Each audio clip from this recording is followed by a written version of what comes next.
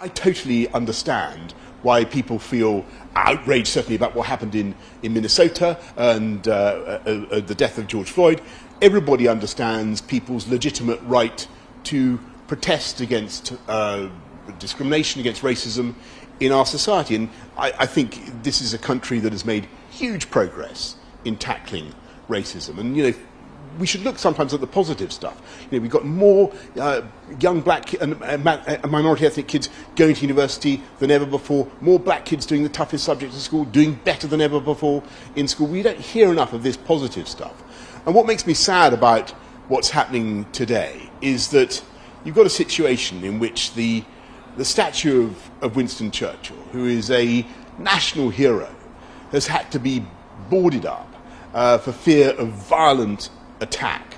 And that, to me, is both absurd and wrong. You should not have a situation in which people who are protesting on one basis are violently attacking the police or public property. And I'm afraid what's happened with these demonstrations is that a tiny minority, or actually a growing minority, unfortunately, have hijacked them.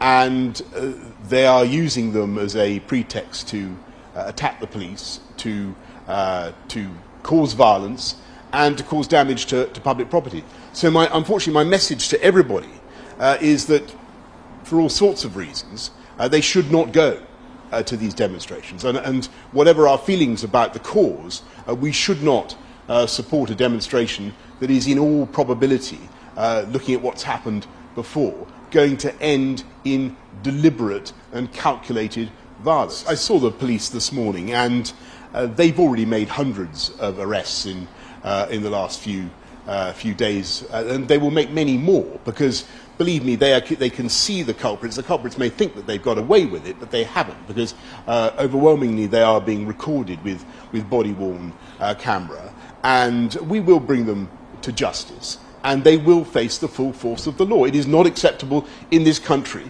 to attack a police officer. It is not acceptable to set out in a calculated way to do damage to public property, let alone to a statue of Winston Churchill.